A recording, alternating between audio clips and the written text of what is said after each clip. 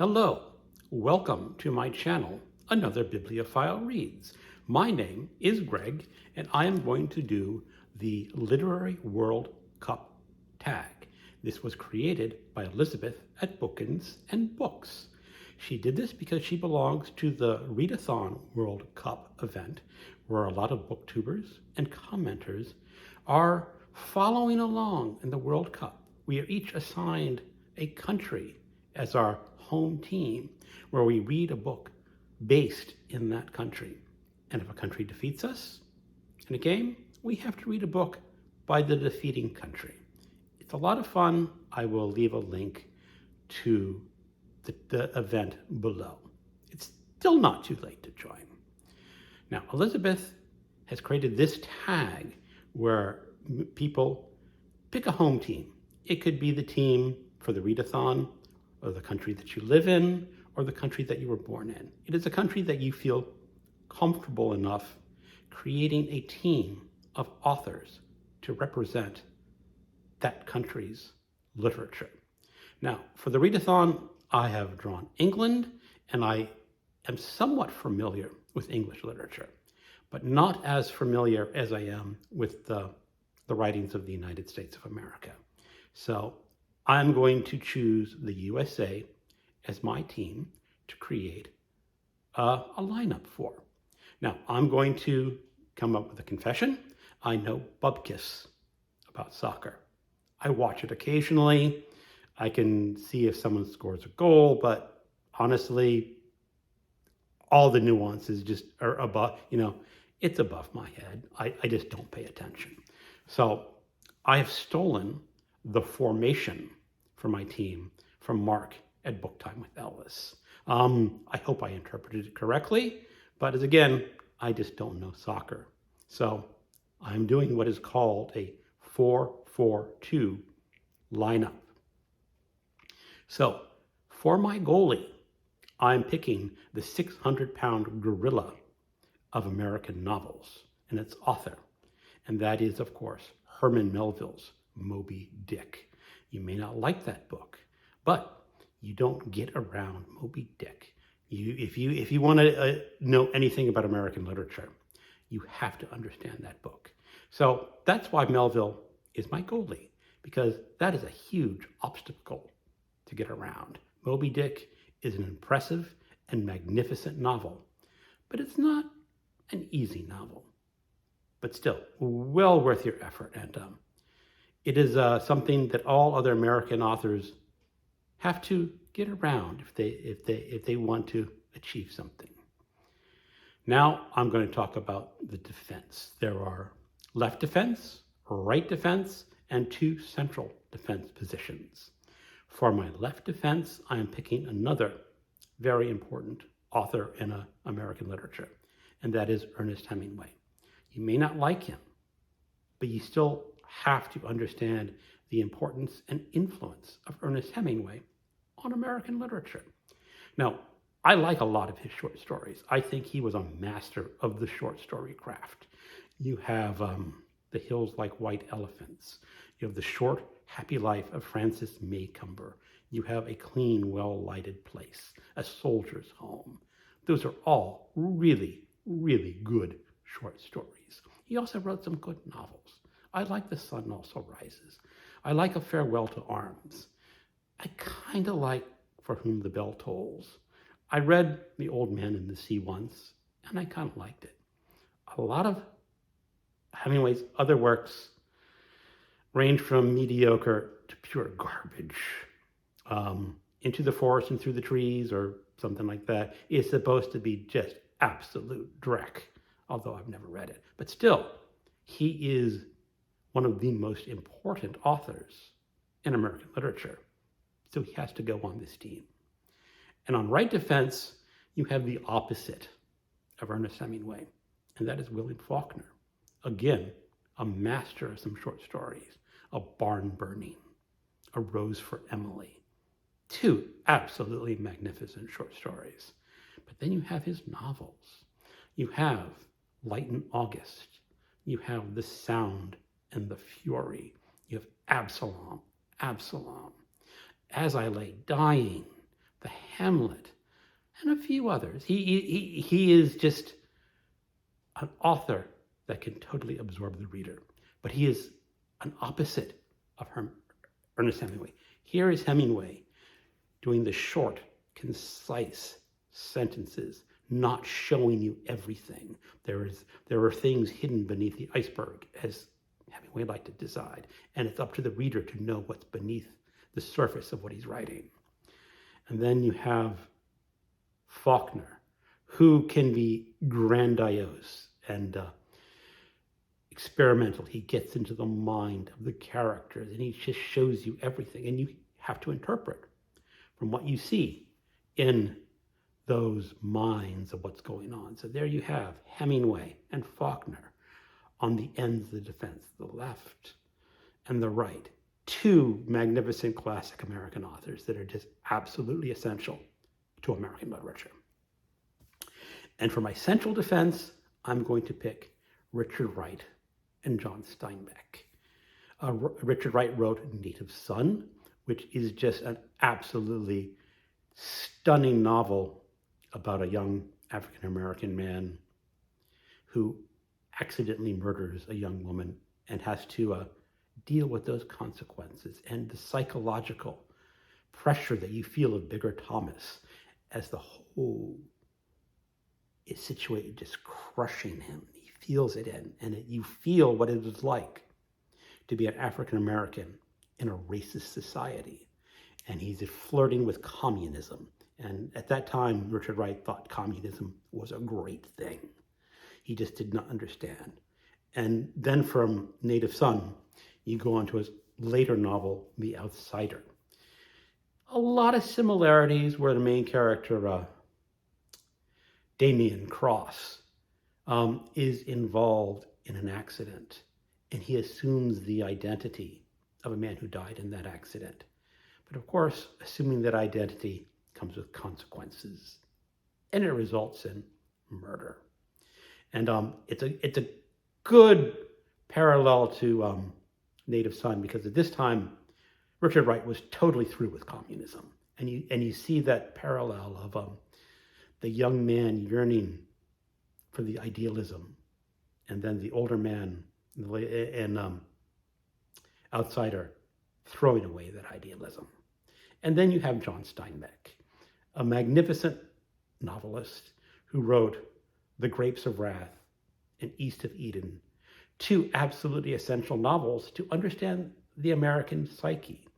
The Grapes of Wrath is my favorite of the two, of the Joad family traveling out to California to find work, where there is no work. And you again feel the depression of that area closing in on these characters who just have devastating outcomes. And East of Eden is another good novel that everyone should read. And then you have Of Mice and Men, a very short novella, very powerful. Again, a classic. So those are my 4 defensive writers. And now, on the sidelines, I'm gonna pick some.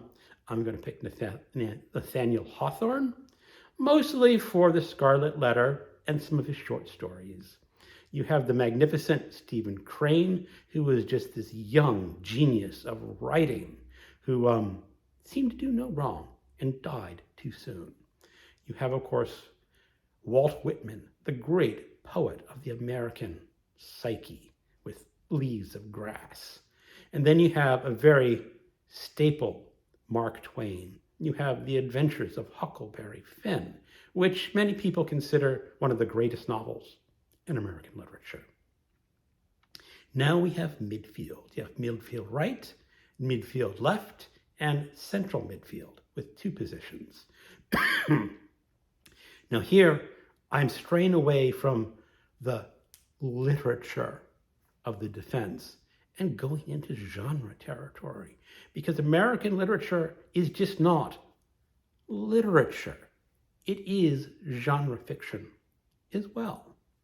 And there on my right, I'm going to have Raymond Chandler with his Philip Marlowe stories, the invention of the private detective. Now, did he actually invent the private detective? Maybe not, but his are the most perfect examples of what it means to be a private detective. And The Big Sleep is an all-encompassing story of a detective searching for a mystery, and definitely worth reading. Now on a midfield left, I'm going to pick a science fiction author who has very strong ties to literature, and that is Samuel R. Delany. He, again, was a very young wonderkind who came out with these magnificent science fiction novels in his youth. And as he grew more interested in not only science fiction, but literature. So he created the magnificent novel Dahlgren, which is this odd hybrid of science fiction and literature. And it is a book that some people will not like because they do not understand it, and they don't want to step out that bounds of genre, but a book well worth reading. And for my central midfield, I'm going to pick two science fiction authors, Ursula K. Le Guin and Philip K. Dick. Ursula K. Le Guin was a much more subtle writer, a much more thoughtful writer. Her science fiction deals with issues that confront humanity. She had The Left Hand of Darkness, which many ways talks about gender before gender was really an issue in our modern times. And then she had the Dispossessed, which talks about what it means to be governed. What does it mean to have a power over you?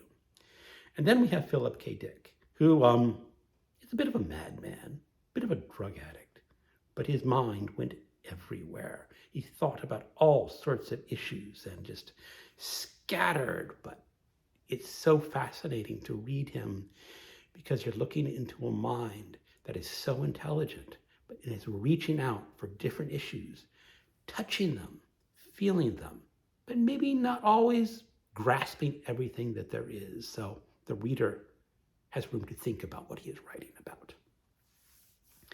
Now on the sidelines for the midfield, I'm going to throw in Dashiell Hammett because he's very close to Raymond Chandler in some ways. He created the detective fiction.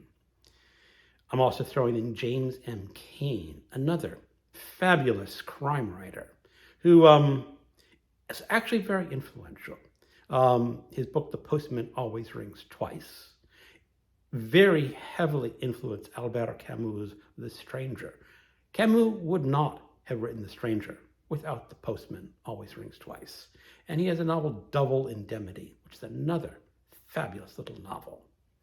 And then I'm going to throw in Frank Herbert. Maybe he should be included because his novel Dune might possibly be the greatest science fiction novel ever written. But I'm throwing him into the sidelines because Hollywood keeps making crap-acidity movies of Dune. And they keep crapping all over Herbert. And you don't want a player coming on the field all covered with crap. And unfortunately, that's what Hollywood does to Frank Herbert. And so he gets thrown to the sidelines.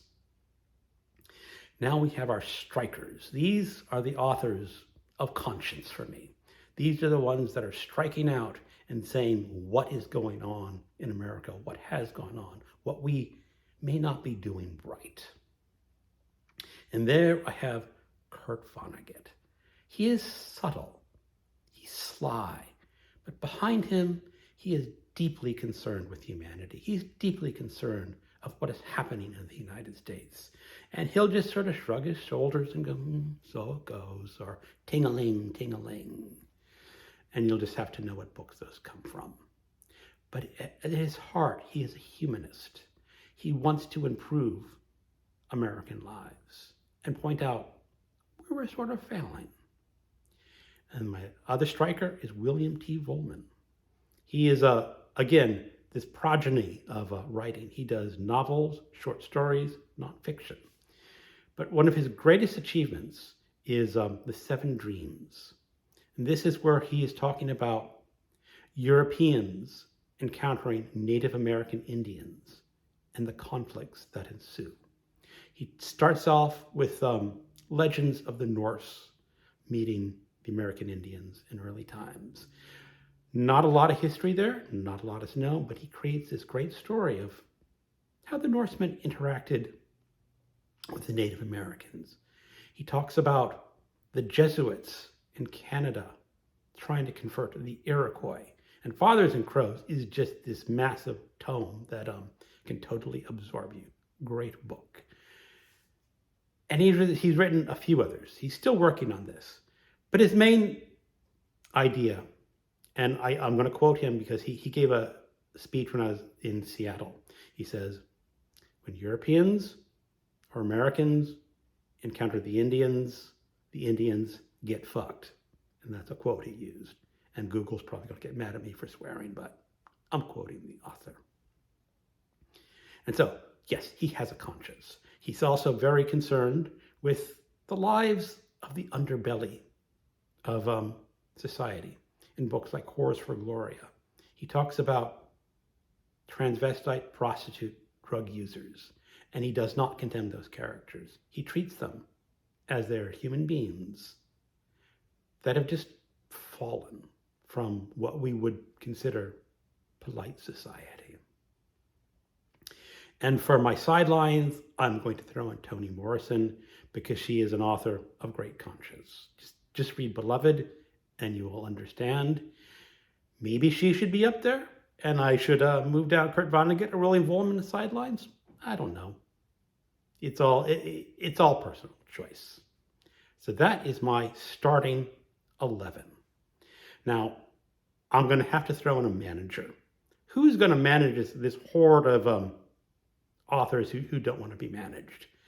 And I've come up with Gary Larson. He's the cartoonist for The Far Side. Because Gary Larson is just going to go, okay, there's a wild crew of characters. We're just going to have to deal with it and play around. And then I'm going to throw in an owner. Who owns this crazy team? I'm going to pick Vladimir Nabokov because he was born in Russia and became an American citizen. So he sort of sees America with an outsider's eyes. And he is going to probably think all these authors are maybe not up to snuff and that as the owner, he's better than them all. Is he a better author than all of them? I don't know. I do like Nabokov, but I think the others may just be a little ahead of him. Sorry, Vlad. So that is my tag. I think a lot of people have already been tagged. The only one who's not in the readathon, who I think should do this, is Alan at Big Hard Books and Classics. So there you go. Thank you for watching and keep on reading.